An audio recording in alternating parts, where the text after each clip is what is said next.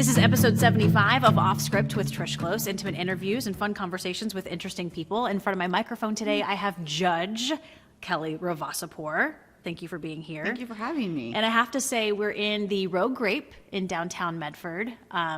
Natasha was nice enough to donate this little corner over here for us for about an hour. So we definitely appreciate Rogue Grape for donating the space today. So let's Ravassipour.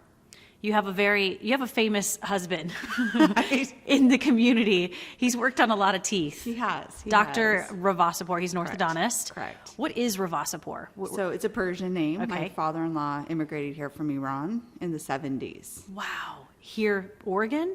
To Texas. To Texas. Correct. Okay. And so Darren was raised in Houston, and then they moved to Wenatchee, and that's where they still are. Wow.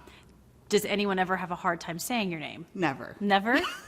Everyone has a hard time saying my name. Just like, oh, it's just Kelly. Yeah. Just call me Judge Kelly. My maiden name is Baruki. It's Polish. Yeah, that never. I mean, I think in kindergarten I actually got docked because I couldn't recognize my own last name in kindergarten. So, well, we'll talk about your hubby maybe a little bit because I know, again, he's kind of famous. Like a lot of people go to him to get braces. They do. So we have a lot of beautiful smiles around here, and they're all thanks to Dr. Ravassipour. That's really nice of you to say that. We do. Okay. I think people really like Darren. He's really involved in the community. It's a big part of what his practice does. Okay. And so there's a lot of recognition, I think, through that and seeing that they're in a position to help a lot of people, and they do. And Awesome. it's a really fun environment. I don't go there very often because I have my own job. Yeah, you do. But it's a great place. We'll talk about your own job. Where are you from originally? I was raised in Medford. Really? Yeah, raised here. I was born in Los Angeles, and then we moved to New York. My family's from the East Coast, and then moved back here when I was really young. So all my schooling has been here. Okay, so you're Graduate of South Medford. you're a Medford girl. I am. Did you grow up with siblings? I do. I have an older sister, Okay. and she's in Portland. Nice. What'd mom and dad do? So my dad's a retired plastic surgeon. He's a medical missionary. He started going on missions about 20 years ago. Wow. All over the world. He just got back from Bhutan 2 days ago. Nice. And so my mom helped him with his practice and That's awesome. volunteered and was home. Plastic surgeon here in town? Correct. Okay. So Ron Warland. I'm sorry? Ron Warland is my father. Oh, yeah. Yeah. A lot of people know him too. A lot of people know my dad. I've had a plastic surgeon on this podcast before, Dr. Jensen. Fascinating job. Yeah. Whether it's from, breast augmentation to nose jobs to reconstructive surgery. I mean, just that area of medicine is really interesting to me. How long did he do that for? You're going to ask over 35 years. Long time. A long time. And so he went into, you said he was a medical missionary. I'm assuming that means going places and helping other people. Correct. Doing cleft lip and cleft palate. Oh, really? But it was interesting. I found a radio interview with my father, probably from like 1982. And we were playing the cassette tape. We were introducing what a cassette tape was to our kids. And it was my dad being interviewed. And I never really knew why he went into medicine. And in the interview they went through, and his father had a really large birthmark that was pronounced on his face. And so I think that was a big driving part in hearing my dad talk about it, and then hear it through a parent's eyes, and now as an adult, it was really moving. So that's really special. why he went into medicine, was purely to help people. Because of his dad. A lot of that. Wow, that is really special. Yeah. So now, is he still doing that? So he's retired, and now he goes on missions, about 4 a year, from China, India, Okay. Guatemala, Wow. Myanmar, countries I've never heard of. Sure. And it's really inspiring. Right. And I mean, he's doing this for free. Yes. Right? Yeah. Okay. Yeah. People like that, there's a special place if you believe in heaven, there's a special place in heaven for people like that, I think. Yeah. Wow, that's amazing. And you said mom helped him. She did. Okay, Yeah. amazing. So you grew up with an older sister. Did you guys get along? Yeah, we always got along. Really? Yeah, which That's is rare. amazing because we were 16 months apart. We were doubles partners in tennis in high school. Okay, that's adorable. And I think we got really close once she went to college. I think that happens for a lot of siblings. Once one leaves, you kind of realize that bond that you share. So For sure. Yeah, I wish she were closer. What does she do? She is a stylist and has a salon up there. Fancy. She is fancy. My husband and I joke we're the shorter, fatter version of Jason and Stacy. And if you saw the picture, you would understand. It's a family joke. Okay, that's pretty cute. Yeah, they're great. So what were you like in high school? I know you played tennis. Played tennis. Were you guys good? We were pretty good. Yeah. Okay, what's pretty good? You can brag. We were pretty good. Like, So I was #1 doubles. My good friend, I did singles. That's and- really good, Kelly. I was singles and doubles. I played volleyball. I was student body president. Oh, you were one of those. I was one of those. But you know what I really value about that experience, because I didn't plan on coming back to Medford. I didn't have ill feelings towards it. I think the Valley's incredible, but I left for a long period of time, is I like to think I was nice to people, because I'm coming back and I see people all the time. And what I really impart to my kids is be nice to everyone. You don't know where you're going to end up one day, you know? So I really was friends with everyone. Yeah. And You know, that's funny you said that. I was the same exact way in high school. It just Yeah. I don't think it ever occurred to me to not be nice to someone. Correct, yeah. And that doesn't mean like I was fake or there were No. people that I didn't like. I just didn't talk to them. But Yeah. yeah, I agree with you. Just being kind to everyone. You never know what people are battling you inside. don't. You have no idea. And just saying hi and a smile could really make the difference for someone in that moment. So you played sports, student body president, straight A student. I wasn't a straight A student. Darren was. Okay, duh. No, I was a really good student. I was honor roll, but I wasn't straight Yeah, A's. yeah, that's all right. I'll forgive you for that Okay, one. thank you. Where'd you go to college? I went to Willamette University. Okay. In Salem. Majored in Japanese and Asian studies. What? So that's a funny story. My best friend, I met in the 7th grade at Hedrick. We had to start taking a language at South. And so it was Russian or Japanese, because why would we do French or Spanish? Why? Why would you do that? Why? It's silly. So Lisa and I, we did Japanese. So by the time I went to college, Willamette had TIU, Tokyo International University, on their campus. And I was just really drawn to it. Yeah? I knew I wanted to go into law. And fortunately with law, you're at liberty for what your major can be. You're not focused on science for medicine. So I went to Willamette, loved it, absolutely loved it. Really? My sophomore year, I got to go to Tokyo and live there with the host family. How long?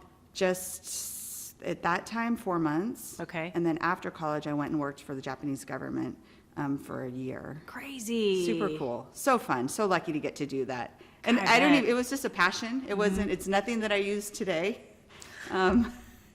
Little tidbit about Yeah. me, Trish. Not many people know that. You know, it's funny. Didn't Judge Hoppy, didn't he do Asian studies? He did. And I think, and if he's listening, I apologize. I'm pretty sure he speaks Mandarin and his studies were in Taiwan. I think you're right. I'm pretty sure it was If you're Taiwan. not right, he'll let us He'll- both know. He will. Yeah. Yes. He was on, I think he broke a record on this podcast. I think he talked longer than I think anyone else. Typical, right? You're just smiling and nodding. I can make fun of him. It's okay. No, I do too all the time. Good.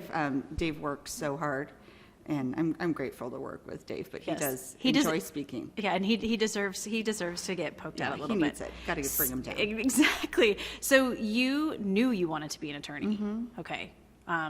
In high school, in college, like, I think at a young age, I had a desire to do something to help people, and I saw the law as a way, an avenue to do that, really, and it just, that's rare. It is rare. It's not really common. Darren similarly started working for an orthodontist when he was, I think, in the 5th or 6th grade.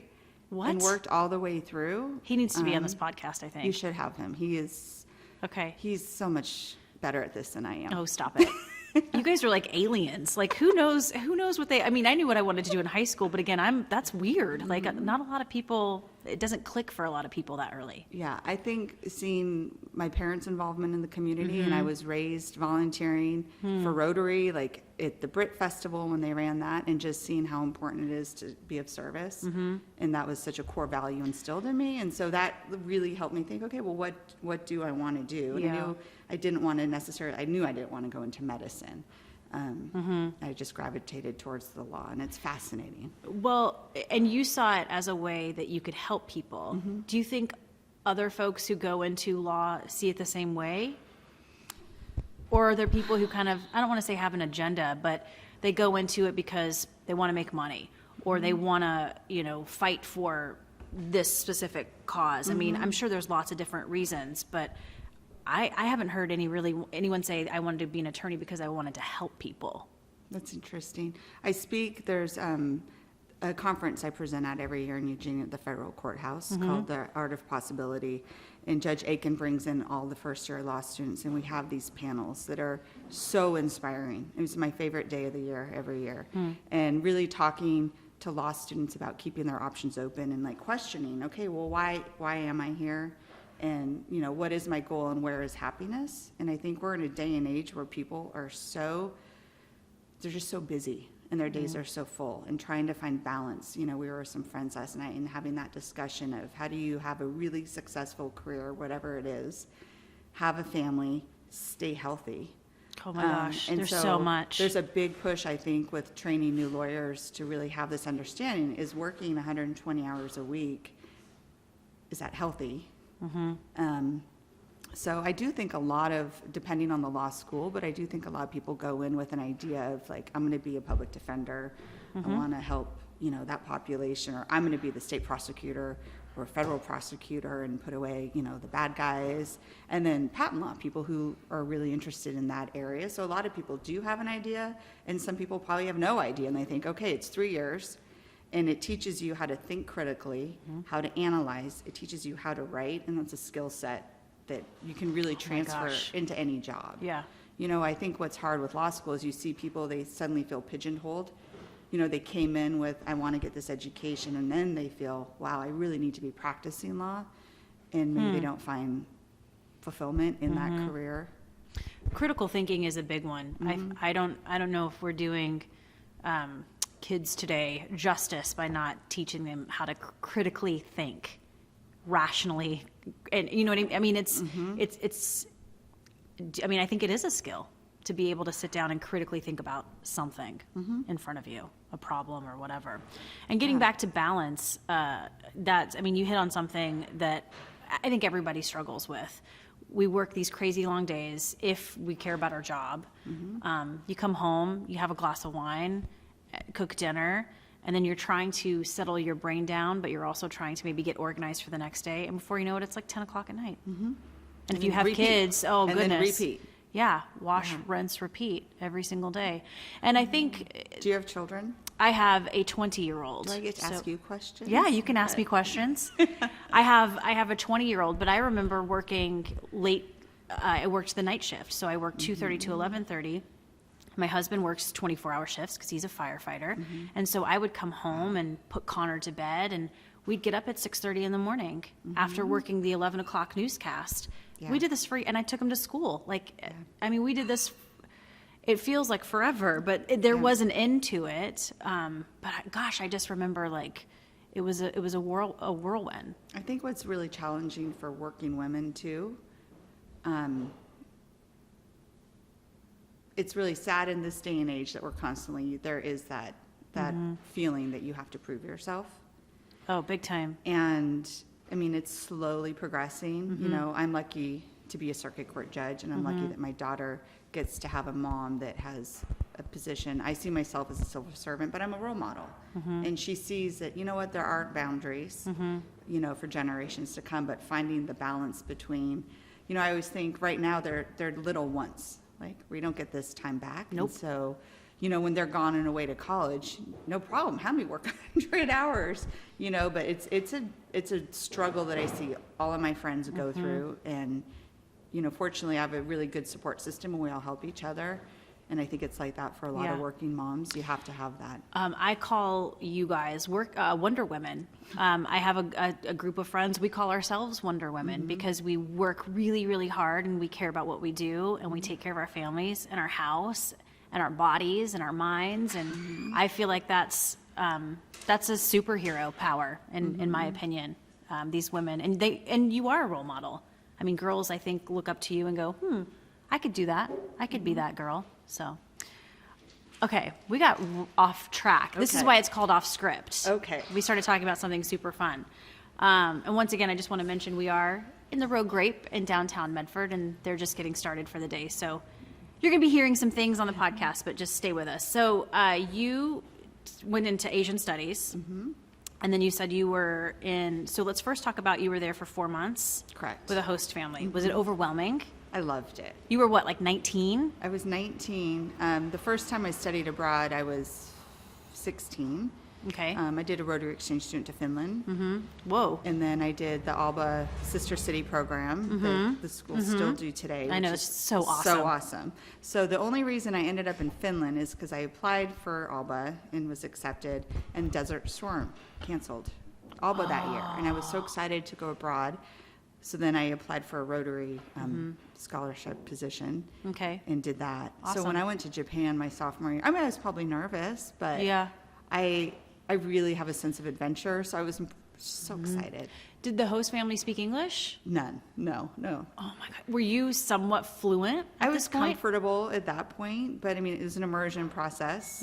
So I got a job at a restaurant, was one of the first things I did. Brilliant. So I wanted to work, and I'm pretty sure I served wrong meals quite a bit. I know I did, actually. But I really wanted to push myself and dive right in, and that really helped. Okay.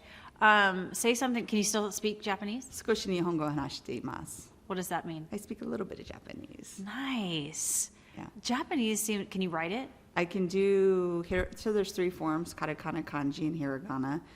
Kanji is really difficult. Those are the complicated Chinese characters. So I can recognize those. When I write letters to them, I usually just do hiragana, and katakana is for foreign words. Okay. So You still write letters? a little bit. Wow. Like Very simple. Like meaning letters like alphabet letters, or like letters like a letter, note? like a card. You still do that? I do. Wow. How long does it take I'm you? pretty old, so we still send letters. What's a letter? I put a stamp on it. You know, I was thinking about dropping a note in the mail for a friend of You mine. should. It's the best thing when you get mail. It is. It's so personal. It's not a bill. I write note cards. I write cards to people. My husband's the best at it. He writes a lot of letters, but I just think it's important for people to maintain that Agreed. contact. It's special. It is. Okay, It so takes a minute. It takes a minute. It really does take a minute, Yeah. and a stamp, and that's Yeah. it.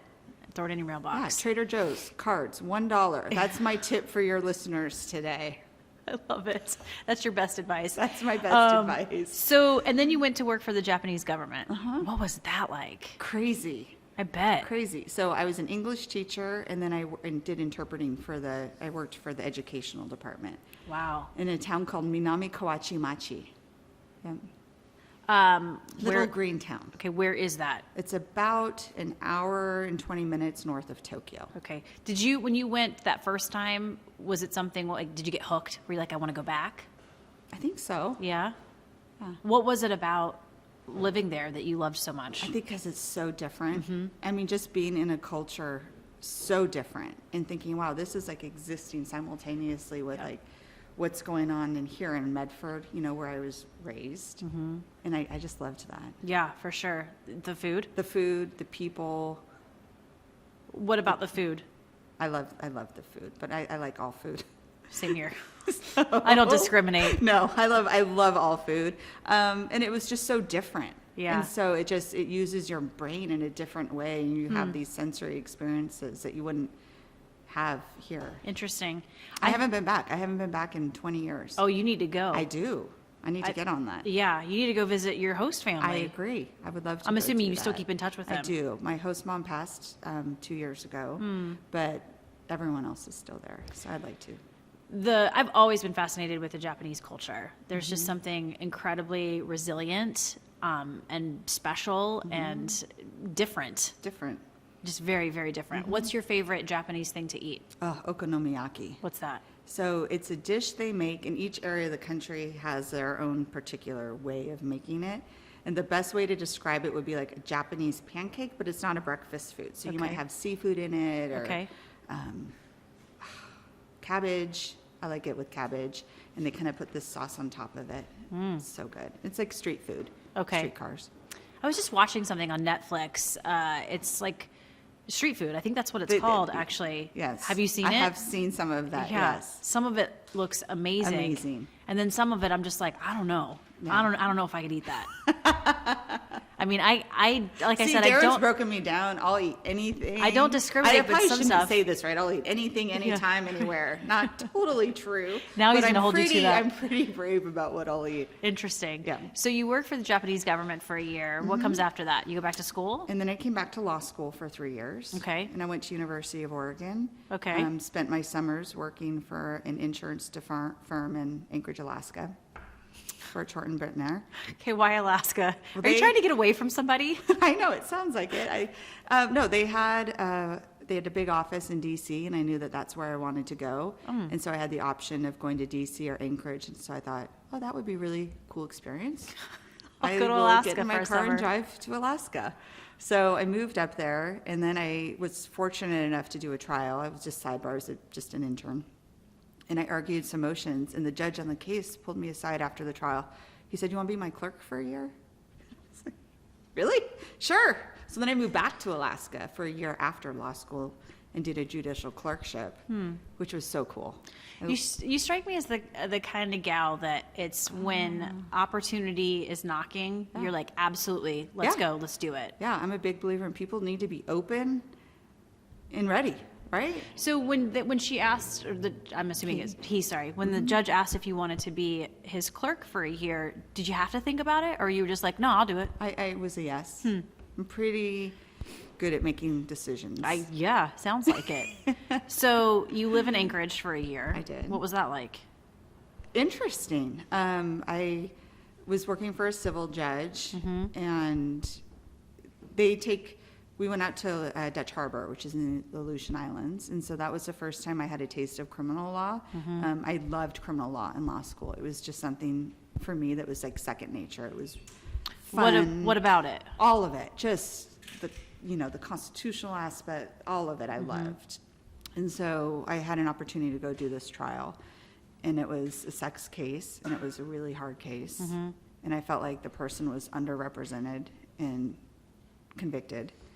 And that kind of influenced me to start thinking, maybe I'm interested in doing indigent defense. And it kind of like planted a seed that was there. And then after that, I came down to Medford for a little bit and worked at Fromeyer Death Ridge. Darren and I reconnect. So this is like a whole nother like romance story. Okay, right? hold on. I'm going to write that down because I want to know how you guys met. Did you meet in high school?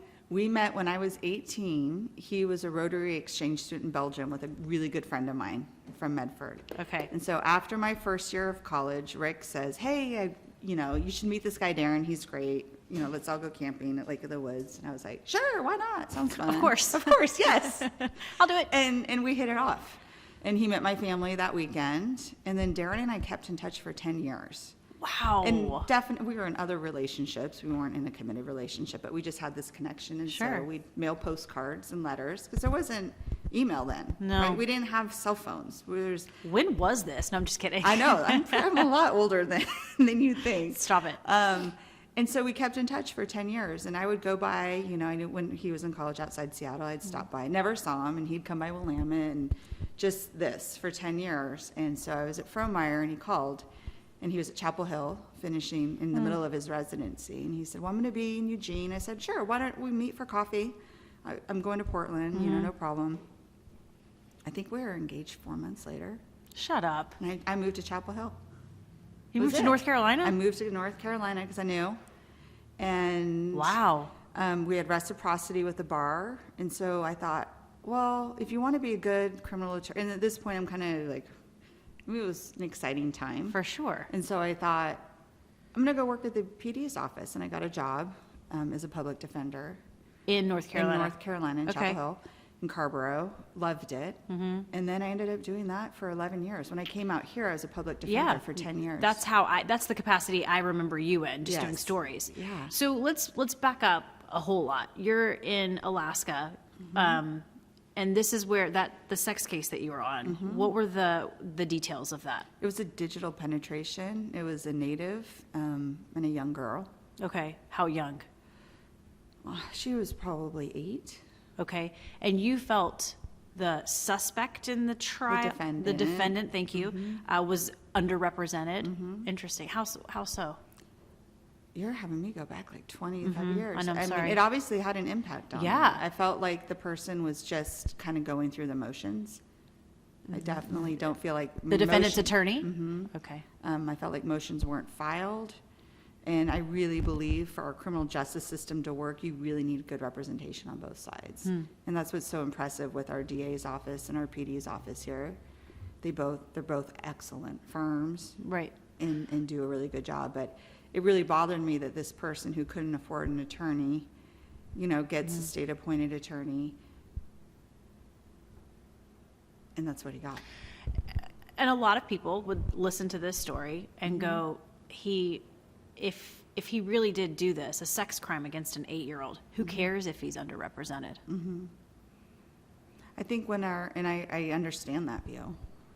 I think, and I don't want to go into all the nuances, but I think what's important is I believe in access to justice. I believe in fair representation, and that people have a chance to be heard and come into court on both sides.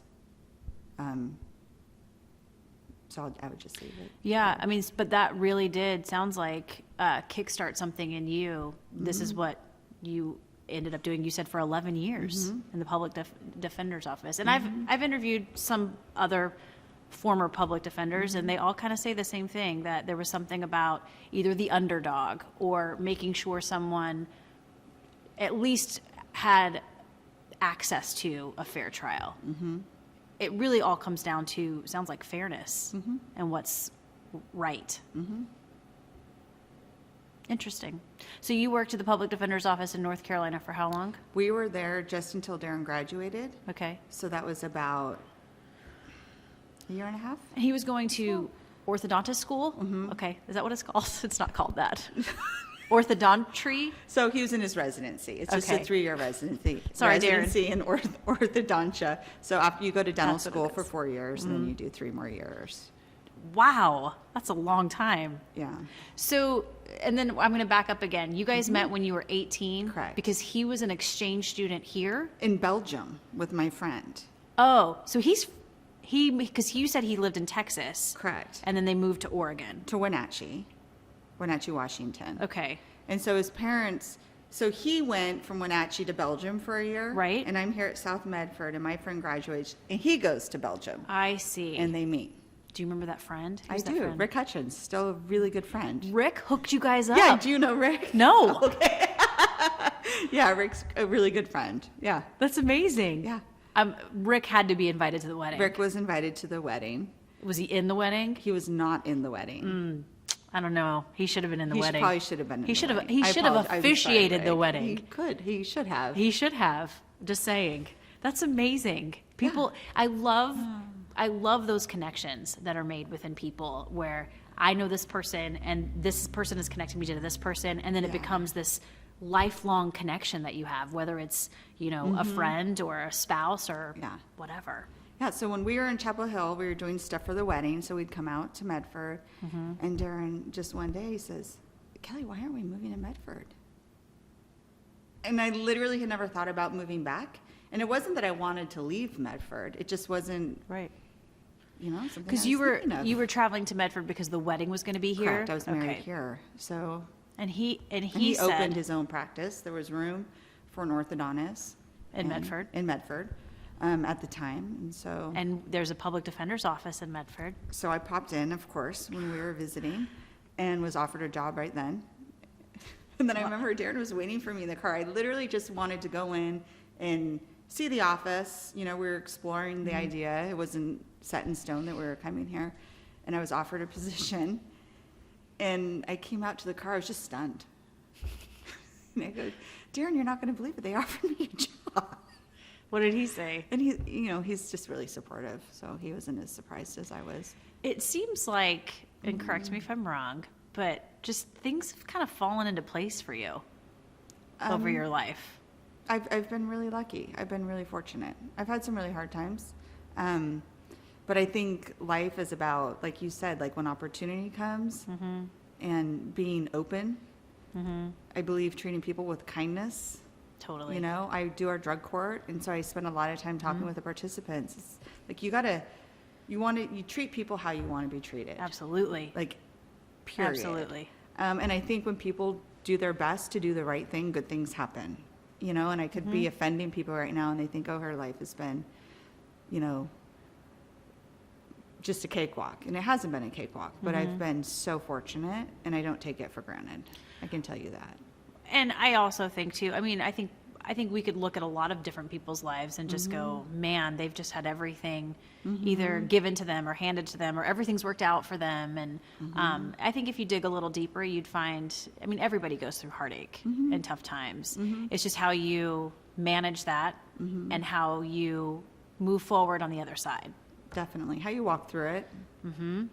It was funny. I have a friend who lost her son very recently, and I had other thing happen the other night, and I was just really kind of down, and I don't get down. And so like the first thing I did was like kind of to help someone else, and I'm like, oh, this is how I deal with my own emotions, right? Is like helping other people, because I think you get more from that, and it like pulls you out of whatever you're in, and kind of re-centers. Yeah. Centers your mind. My stepdad's always told me, like, emotions are all a choice. So you're choosing to be happy, you're choosing to be sad. And I've always believed in that. So, but I also allow myself. I was just going to say, yeah, if you feel sad, feel sad. Like, please. Feel those emotions. You can't keep it in, and find a way to release it. Right. You know? If it's helping someone, exercise, like I like to exercise. Like for me, that's my release. But yeah, and it's like not every day is a good day. For sure. Oh my gosh. No, absolutely. And I don't believe in that whole like, oh, just don't think about it, or let's get your mind off of it. Yeah. No, like go through it. Go through the trenches, process it, because I also believe your brain at some point is just going to go, all right, we're done with this. We're moving on. And you're going to choose to be in a different state. So you guys moved to Medford. You're working the public defender's office. What are some just really big, meaningful cases that you tackled while you were a public defender? What's a good one? Well, I can't go into specifics. That's okay. But I can say that I loved the work that I did, and I really enjoyed my clients, because a lot of them, what they need is someone just to give them respect and to listen. Early on, I was one of our first attorneys in treatment court, because so much of what I was seeing was a product of addiction. Oh, yeah. So I think helping people through that, I had clients that were acquitted on Measure 11 offenses, and they should have been acquitted. And then opposite, it's hard too. Like, you never know what a jury is going to do. Right. And I still don't. Like, as a judge, I'm always fascinated to see how I view it and how jurors view it. And some of my clients, still, when I see them, they're doing well, and you hope that they're doing well. Interesting. Any big trial, though? We don't have to go into details, but like a trial that some would remember because it was in the news? A lot of cases. They could just Google them and probably see them. She's not giving it up. I'm not. And I generally don't. And I told you this today. I get really uncomfortable talking to the press. I did an interview last week. I don't know. Yeah, I think we did. Because I really like to be I'm as transparent as they come. But I think you talked to the Mail Tribune, right? I did. Yeah, because it was on. Vicky. Yeah, we did it. I did an hour-long interview with her, and it was great. It was a fun interview. But you don't like it. I don't. I get worried. Maybe it's just insecurity, but I don't like words being construed or interpreted the wrong way. I think it's important for people to understand what the judiciary is doing. Yeah. And our involvement in the community. I think it's a big part of what we need to do is be out in the community and doing things. But I'm not going to comment on cases or anything like that. And a lot of times people want information that I'm not willing to give. Right. Totally. Like me. I want all that information. I think, and that's why I really enjoy doing these podcasts, because I boast that they are uncut and they're unedited. So you can't take any little excerpt out of it and have it be over here and mean something completely different. Correct. It's just all of it. And I do see journalism going this way, just these long form interviews that go for an hour or 2 hours. And it's just, This is all of the information. You don't want to talk to me for 2 hours. No? You'd be like, Natasha, we need some coffee. Like Coffee. We she's need still wine. going. Yeah, well, wine sounds way better. So when do you decide I'm going to be a judge? Oh, when the governor called, I mean, that was like... Wait, stop. that, Oh, that's right, because I was appointed. You were appointed because you Yeah. had to. There was a spot that you had to fill in, right? Yes. Okay. Who was it? Brown or who was it? No, Kitzhaber appointed me. Kitzhaber. Governor Kitzhaber appointed me. Interesting. Did he literally call your cell phone? He did. That's Wow. a strange phone call that I bet. Yeah. I have met Governor Kitzhaber on a story. Yes. Charming man. Very charming. Very, man. very charming. Yeah. So what did he say? You're like, hi, this is Kelly. Yeah, he's like, I would like you to be a judge. I mean, did he say this is Governor Kitzhaber? Yes. Okay. Yeah. They left alone. And I actually, to be just totally honest, I missed the phone call because I was running. And I had my phone. It was already after the interviews because you Right. go. I mean, it's a vetting process, Yeah. right? So you go through different panels down here, and it narrows down, and then maybe 3 or 4 of us went up to the governor for a panel, and then you do your one-on-one with the governor. And so, I mean, my phone was like glued to me. Oh, 'cause sure. you don't want to miss that call. And you missed it. And I missed it. I went for a run. And it was probably not longer than 30 minutes. Well, it serves you right So for let's be exercising, honest. first of all. And I couldn't believe it. I come back and I see, the 503. And I was like, you've got to be kidding me. And so he left a really long, nice message. Okay. And then I called and accepted the position. Awesome. And then I had to run in the next election and Right. was elected. And you got it, yeah. I did. And so I'm heading into another election year. I just filed. Did you obviously enjoyed it. Mm-hmm. Okay. Yeah, I love what I do. What about being a judge do you love? So I started in criminal. I was a criminal judge the first 3 years, and then transitioned to the juvenile bench. Maybe I was in criminal 4, because I'm starting my 7th year. So I'm in Okay. juvenile now, and it's really important work. Yeah. It's really hard. It's some of the hardest stuff that I've ever done. I'm really good at leaving work. Juvenile has definitely kind of seeped into Yeah. everything I do because Well, they're kids. Right. Their families. And last week I was doing an adoption class for DHS at the courthouse. They were bringing kids in to familiarize them with the courtroom. And these kids are like 3 to 6. And one of the caseworkers was like, why do you like being a judge? And I said, well, I get to help people. And she's like, that's canned. And I'm like, it really isn't. I'm like, if you want to sit down and talk about it, for me, becoming a judge was easy. As a public defender, I got to do really cool work statewide on the OCLA board and this and that, but like the opportunity to be a judge and get to do programs, like I started the Rule Out program, Yeah. and to speak to people, you have a bigger audience. It comes with a lot of responsibility, and I think it's really important for people to never abuse that power and Yeah. to see what their role is. So What makes it hard? before I became on the bench, you do get a little bit isolated, because people that you were friends with before, your social circle, becomes very small, which is fine because I'm actually a really private person. So, when I'm not at work, I'm with my family and my kids' friends, and Right. I mean that's my priority. Like, Right. I'm a mom, I'm a wife, I'm a daughter, and so that's where I like to be. So I think the harder part is, like, this place is fantastic that we're in. I rarely go out to bars. Not that I did before. But, like, no one wants a judge walking into Howie's, right?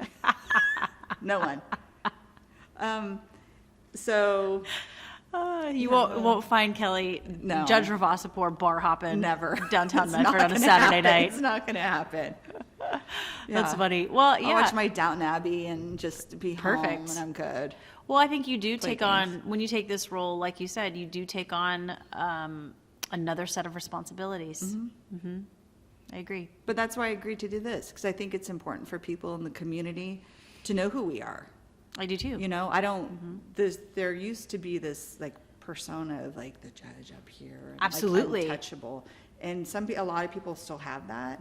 And for me, it's not that. Right.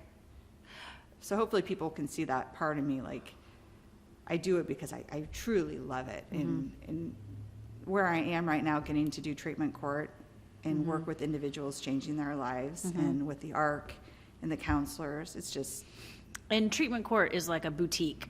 It's what's called a boutique court. a specialty court. Yes. So you're really only dealing with folks who have signed up for this court. And agreed, and they're all medium to high risk. So my court only takes cases that are looking at going to prison. They're all presumptive prison. Wow. So it's a really difficult population. Yeah.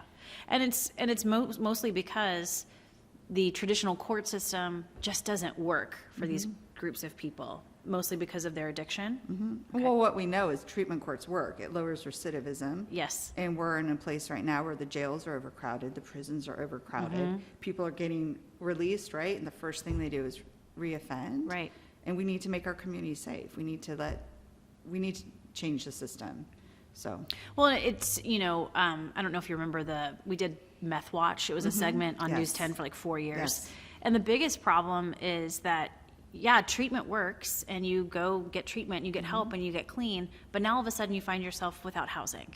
And so if you don't have housing, now you're couch surfing. Well, maybe you're couch surfing with people who Housing's a huge issue in our community. Exactly. And so now you're wrapped right back up into that world that you're desperately trying to get out of. And so, yeah, I mean, just little things like housing or finding a job where you can take care of your kids at the same time. I mean, I don't envy these folks who are going through treatment and who are dealing with this disease of addiction. Well, what I tell people and what I tell the kids is no one when they're 8 says, I want to grow up and I want to be an addict. Exactly. And I want to be homeless and I want that chaos and to have no one around me. I want to lose my children to the state. No one wants that. Right. So. Yeah. Let's talk about the Rule Out program. What is it? So a couple years ago, I was visiting my sister in Portland, and my nephew was he going into the 7th grade because he's a freshman now. And so he was playing a video game, and he was, chatting. And this was all new to me because we don't play video games. And I said, who are you playing with? And he didn't know. And I said, well, hey, that's not really safe. So let's talk about this and, safety. And then I really enjoy talking to kids about drugs. I enjoy being honest with kids. I think if we give them education, it's power. The more we talk to them, the more they're not caught off guard. And so one night I was just laying in bed. I'm like, I'm going to start the Rule Out program. And as soon as you say something, you do it. And so, Darren was really supportive. He's like, this sounds great. And it kind of evolved. And so what it is myself, Ruby Harriet. Do you know Ruby? She's a district attorney. It sounds very familiar. Yes. So she's been there for years. And then Jeff Brown, he's a alcohol and drug counselor from the ARC. And my primary counselor that I work with at Rock. And they jumped on board. And we go in, and the goal is to talk to every 7th grade class. We like to keep it to under 30 because the subject matter is pretty raw and personal. It makes kids uncomfortable. And so, yeah, we're in the midst of it right now and just talking to kids. Why 7th graders? I think 7th grade, and I could be wrong, but I feel like when kids start junior high, you're making decisions that are going to have a long-term impact. Your peer group you're so formidable. You're just you're not a little kid anymore. Right. And you're just changing. And so it's a lot of times kids go this way or that way, and it really starts in junior high. And we want them to know the messages, like if you've done something before today, it doesn't need to dictate the road that you're going to go down. And kids are so sophisticated with media technology, the sexting.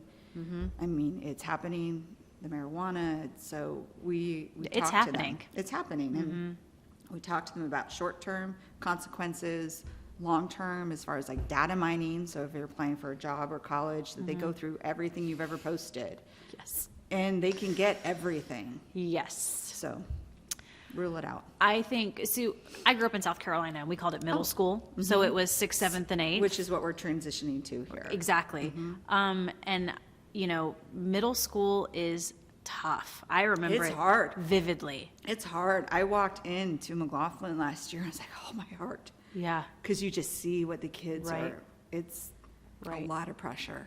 I don't know if you feel this way, but when I was, I'm like 23, 24, a reporter here, anytime I had to go to high school for a story, I felt like such a moron, even like as an adult. Like even if I were to walk through the halls of a high school, I would feel so intimidated still.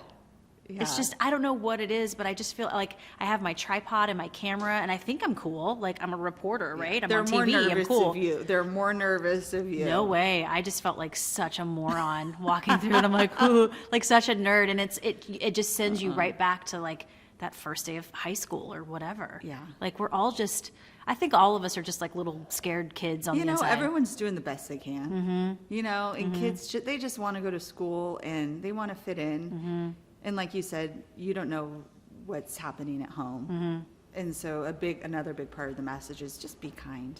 Oh, for sure. Yeah. Support one another. But Yeah, again, it goes back to you don't have to love everyone, but No. you also don't have to be a jerk to everyone either. no. Okay, well, you're a delight, Kelly Ravassipour. Thank you. We're going to wrap up and get to the final three. We also have Okay. to wrap up so we don't get ticketed. We don't get tickets on our car. I'm watching. We're good. Okay. I feel like as We could do like a live, totally run out and be like, wait, we need to move our car. I feel like as Jackson County judge, you could maybe take care of that parking ticket. I though. would pay the ticket. Would you? Of course. Yeah. Oh, see, I'd be sneaky and find a way. Oh, no, you wouldn't. You'd pay the ticket. It's karma. You pay the It ticket. is. I am a big believer in karma. If you're nice to people and if you just Yeah. kind of are nice and kind, maybe the world will come back and be the same to you. Yeah, let's hope. Well, before we get to the final three, thanks for kicking ass in our community. I Thank appreciate you. it. Thank you. I feel like there's a lot of Jackson County judges that just work really hard to make a difference. Yeah, we And try. You do. We try. And I think a lot of people see it. So, best advice you've ever been given? This one was easy for me, and Okay. I say it all the time. My uncle, my dad's twin, he passed 2 years ago, and so we were with the hospice. By the way, they're living angels. Agreed. And Father Joel came in, and he was talking to us, and he said, his wife, I think, is Amish. Don't correct me on that. And he, for some reason, he said, my wife always says, does it need to be said? And does it need to be said now? And every time before I speak, or if I get just the slightest hair on my neck, or if I get upset in court, I think about that. Does it need to be said? And does it need to be said now? Chances are no, right? Because we all need to listen more. Best advice I've ever been given. I got goosebumps. Yeah. That's good. Yeah, it's good. I didn't come up with it. Father Joel did. Thank you, Father Joel. Yeah, I'd for love that to nugget. go find him and give him a big hug because Yeah. he was just amazing. Usually the final three means the final 12. But your dad was a twin? Identical. Yeah. Identical twin? Yeah, they were models. Really? Yeah, spearmint, doublemint twins. That's how he paid for medical school. I know, barf. Why did we not talk about this? He doesn't. He's really modest. My dad doesn't really talk about that. But They were identical twins. What's your dad's brother? What was his name? Rick. Rick. Rick and Ron.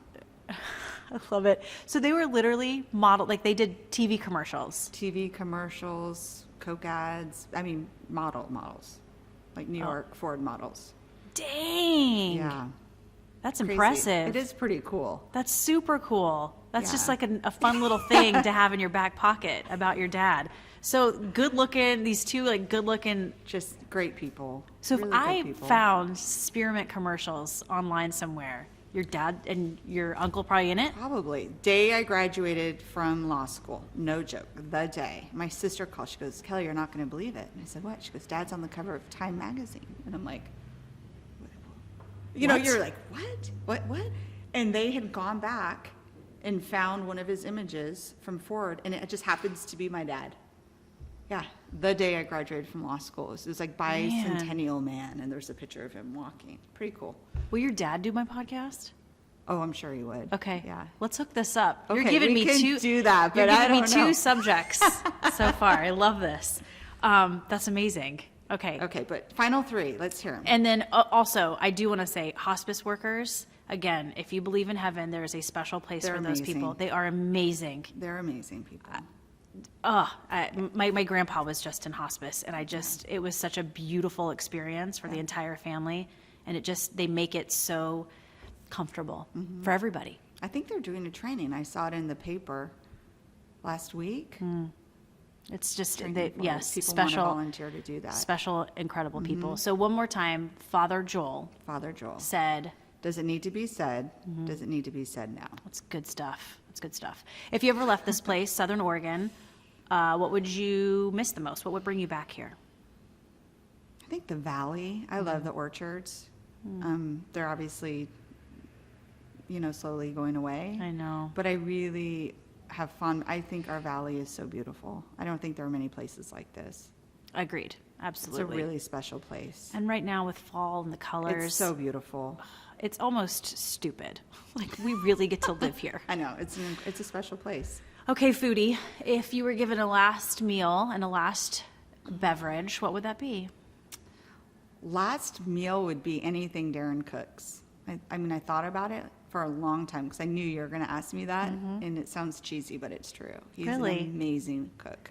Oh, see, Darren and I would get along And really it could well. be anything. Like, I'm Iron Chef, but it's not good. The end result is not good. But we all What do you eat mean it. you're Iron Chef? Like, whatever's left in my house. I mean, come Friday, there's limited food in my house. So it's like, okay, we've got 7 Brussels sprouts, a white onion, and It's casserole time. yeah, a noodle. I roast it. Like, Darren would look at that and he'll just make an incredible pasta dish. Amazing. So that last drink, probably Coca-Cola in a glass bottle. It's like Nice. the best. It is the best. It is the best, and I don't drink soda, and that's a lot of sugar. But that would be And what's guilt-free. So, Darren, what's your favorite thing that he makes? When he's like, "Hey, honey, I've made this tonight," you're just like, "Yeah." maybe he makes really good tacos, like streetcar tacos. That or any kind of French food. Wow. I'm telling you, anything he makes is good. We Wow. entertain a lot. You can ask her. Okay. His wood oven pizza, that's probably would be my last meal. Dang. Yeah, we had, I think, 10 boys last night. He made it. And it's really fun. It's He good. made it He homemade. does the dough from scratch. It's his hobby. He writes it in a journal. Okay, that's so nerdy and adorable. It's super nerdy. And all I do is like buy the ingredients. That's a good team. It is good. It takes a team. It does. It Takes a does. team. Well, you've been a blast. Thank you. I'm glad you Thank said you, yes. Trish. Yeah, Thank you. thanks for having me. Thanks for taking the My hands are opportunity. cold. Mine are cold too. Yeah. If you're listening to this podcast on iTunes and you like it, please subscribe, rate, and review. It helps other people find us. You can check out the video portion at ktvl.com. Just go to features and then off script. One more time, Judge Kelly Ravassipour. Thank you so much. Thank you.